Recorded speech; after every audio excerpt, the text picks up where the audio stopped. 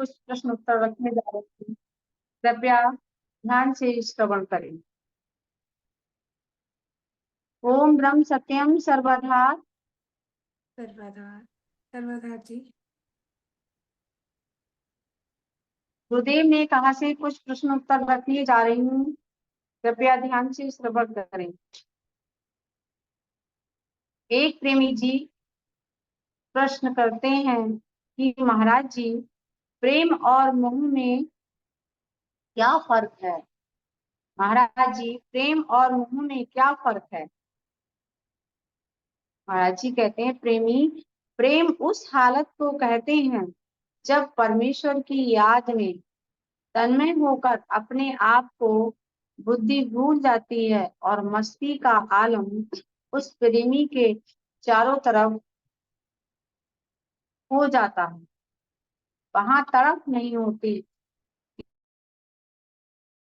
ये अवस्था वियोग और संयोग से रहित है। वहां तड़प नहीं होती, ये अवस्था संयोग और वियोग से रहित है। गर्ज और फर्श से ऊंची है, हर्ष और शोक से न्यारी है। महाराज जी कहते हैं, प्रेमी जब परमेश्वर की याद में व्यक्ति तन्मय हो जाता है, उसे शुद्ध बुद्ध भूल जाता है। जैसे कि मीराबाई शुद्ध बुद्ध भूल गई थी, उन्हें संयोग और वियोग की कोई चिंता नहीं थी। तब व्यक्ति भगवान में लीन हो जाता है और उसे ना कोई बिछुड़ने का भय रहता है, ना मिलने की कोई तड़प होती है किसी की। तो इसमें गुरु तुलसीदास जी भी कहते हैं कि सन्मुख हो जीव जब जब जन्म कोट अदना सही तब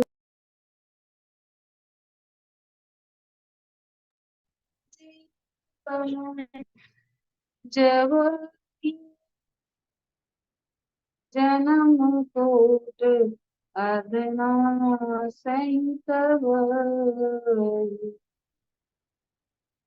कहते हैं कि तुलसीदास जी कहते हैं कि जब जीव उनके सन्मुख हो जाता है, उनमें शरणागत हो जाता है, तब भगवान उसको अपना लेते हैं और वो उसी के लिए हो जाता है और वहां कोई तड़प नहीं रहती है। और जीव इसके विपरीत जीव की शरीर और शरीर से संबंधित संसार से गहरी पकड़ का नाम ही मोह है। और इसके हम विपरीत जाएं, इसके उलट जाएं, तो जीव अपने शरीर से ही मोह रखता है और इससे संबंधित संसार में हमारे नाते रिश्ते हैं, उनसे उसका मोह प्रबल है, तो वो हमेशा स्वार्थवश रहता है। जीव जब अपने शरीर से ही मोह करता है तो हमारे रिश्ते, हमारे नाते, हमारे पैसा, हमारा धन, सब कुछ उसका स्वार्थवश हो जाता है। संयोग में भी वियोग का भय लगता है, उसे किसी के मिलने का भी सुख होता है तो उससे पहले बिछुड़ने का भी भय लगा रहता है। और अगर फर्ज करके दिखाई भी दे तो सूक्ष्म रूप से उसे उसमें उसकी गर्ज छिपी रहती है। महाराज जी कहते हैं कि संयोग में भी वियोग का भय लगा रहता है और अगर वो फर्ज करके दिखाई भी दे तो सूक्ष्म रूप में उसमें उसकी गर्ज छिपी रहती। तो मोह और ममता, यहाँ महाराज जी ने कहा कि मोह वो है कि जो संसार में लिप्त हर चीज से मोह रखता है, तो उसका प्रेम नहीं है। और प्रेम वो है जिसमें संयोग और वियोग की कोई तड़प ही नहीं है, उसे चारों तरफ मस्ती का आलम ही उसमें ईश्वर दिखाई देता है, ये उसका प्रेम है। तब महाराज जी से प्रेमी जी फिर प्रश्न करते हैं कि महाराज जी, ये ममता किस तरह खत्म हो जाती है? महाराज जी, ये ममता किस तरह खत्म हो जाती है? महाराज जी कहते हैं, प्रेमी जी, पहले इस जीव को अपने शरीर की ममता बड़ी भारी है। पहले इस जीव को अपने शरीर की ममता बड़ी भारी है। ये जीव अपने पहले तो शरीर से ही ममता करता है, फिर जितने शरीर से संबंध रखने वाले, शरीर से जितने नाते रिश्ते हैं, संबंध रखने वाले हैं, उसकी खामखा मतलब स्नेह बढ़ा रहता है, उससे मोह उसका प्रबल रहता है। हर जीव परस्पर एक दूसरे से सुख चाहते हैं। कोई भी रिश्ता है, बाप जो पिता है वो अपने पुत्र से एक स्वार्थवश प्रेम करता है कि ये जब बड़ा होगा तो हमसे हमें इससे सुख मिलेगा। ऐसे कोई रिश्ते हैं, पति पत्नी से अपेक्षा करता है, पत्नी पति से अपेक्षा करती है कि हमें सुख मिलेगा। ज्यों ज्यों लगाव बढ़ता है, जब मनुष्य का हर रिश्ते में लगाव बढ़ता है, संसारी ममता फैलती जाती है। ममता नाश करने के वास्ते ही ये सब नियम धर्म बने हुए हैं। जब तक शरीर की ममता खत्म नहीं होती, तब तक प्रभु महिमा प्रेम चित्त में नहीं आती। जब तक हमें शरीर से, नाते रिश्तों से ये जो मोह है वो खत्म नहीं होगा, तब तक हमें प्रभु से प्रेम या प्रभु से चित्त में हमें शांति नहीं मिलेगी। जिस समय प्रभु प्रेम आ जाएगा, ममता का रूप बदल ही जाएगा। जिस समय हमें लगेगा कि हमें इस संसार से जाना ही जाना है, यहाँ कुछ नहीं, ये सारे नाते रिश्ते एक इसमें आके, इस संसार में आके सब नाते रिश्ते एक देह के हैं, बाकी हमारे साथ ईश्वर का ही जो नाम है वही जाएगा। जब जीव की समझ में आ जाता है तो उसको हर जीव में तू ही ईश्वर नजर आता है। सिया राम भी सब जगह आता है। और अगर उसके अंदर मोह है, अपना पराया है, तो वो मोह उसके अंदर लगा ही रहता है, वह ईश्वर से प्रेम नहीं लगा सकता। तभी कहते हैं कि जब ईश्वर आ जाता है, जैसे कि मीराबाई के अंदर सबको वो ईश्वर में ही देखती थी। मीराबाई, तुलसीदास के अंदर जब भगवान का प्रेम जागा, तो वो हर एक व्यक्ति में सिया राम की ही मूर्ति देखते थे, कहते थे सिया राम मैं सब जग जानी, करम प्रणाम जोर जुग पानी, सिया राम मैं सब जग जानी,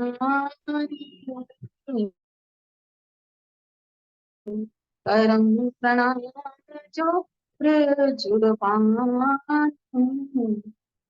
तुलसीदास जी कहते हैं कि जब हर व्यक्ति के अंदर सिया राम जानोगे, सबके अंदर वही जीव, हर जीव के अंदर वही ईश्वर का अंश देखोगे, तो तुम्हारे अंदर जो मोह का बीज पड़ा हुआ है, जो ममता है, वो सब खत्म खत्म हो जाएगी और ईश्वर से प्रेम लग जाएगा और वो ईश्वर में ही हो जाएगा। तब हमारे ममता का नाश हो सकता है, तभी हम ईश्वर से प्रेम लगा सकते हैं। और समतावाद और ममतावाद के भी दो भेद हैं। जब ये जीव ममतावाद को छोड़ता है, तब उसे असली शांति और आनंद मिलता है। हर समय कारण करता उस महान प्रभु को जानना चाहिए। करता हरता ज्यों ज्यों ईश्वर को समझेगा, इसका मान खत्म हो जाएगा। अगर हम ईश्वर को ही समझेंगे, जो भी है वो ईश्वर ही करते हैं, चाहे अच्छा है या बुरा है, ईश्वर ही जाने, हम कुछ नहीं जाने, और अपने अंदर उसको प्रसन्नता मालूम होगी। जन्म जन्मांतर से ये जीव मोह रूपी जेवड़ी में जकड़ा हुआ है। जन्म जन्मांतर से ये जीव मोह रूपी जेवड़ी में जकड़ा हुआ है। भाग्य से उसे संत की शरण मिलती है, जैसे भाग्य से हमें गुरु का हमें शरण मिली है, हमें मंगत राम महाराज जी की हमें शरण मिली हुई है। इस पहले इसने शरीर का मालिक बनना है, इसकी परायणता छोड़नी है, हमें पहले शरीर का मालिक बना है, हमें शरीर पे ही विजय प्राप्त करनी है, उसके बाद परायणता छोड़नी है। बार बार शरीर के बनाने वाले का विचार करने से देह मद से मुक्ति मिल सकती है। हमें अपने देह से जब मुक्ति मिल सकती है कि जब हम परम सत्ता ईश्वर को सोचे कि किसने ये शरीर बनाना, हमें उससे ही अपना अनुराग बैठाना है, हमें उससे ही प्रेम करना है, तब हमें इस शरीर से मुक्ति मिल सकती है। जिस तरह लकड़ी को घुन अंदर ही अंदर खा जाता है, इसी तरह जीव को ये 5 दोष काम, क्रोध, लोभ और अहंकार चट कर जाते हैं। ठीक उसी तरह से व्यक्ति के लिए या जीव के लिए काम, क्रोध, लोभ और अहंकार चट कर जाते हैं। ना शारीरिक सुख इसके पूरे होते हैं, ना ममता से निजात मिलती है। हर जीव को इस ममता ने बेचैन कर रखा है। सिर छाई पाई पानी में खड़े रहे, धूनी तापी उल्टे लटके फिर भी ममता वहां भी रह गई। जैसे कि जितने भी संत हैं, बहुत तेरे एक पैर से तपस्या कर रहे हैं, धूनी रमाए हुए हैं, लेकिन उनके अंदर जो मोह है, तो कोई फायदा नहीं इस संसार में। मोह जिसके अंदर है, वह ईश्वर से प्रेम ही लगा ही नहीं सकता। मैं साधु, मैं सन्यासी, मैं त्यागी, इन सबसे बेहतर इलाज इसका दीनता निर्माणता ही है। जो तेरी आज्ञा, सत्य तेरी आज्ञा,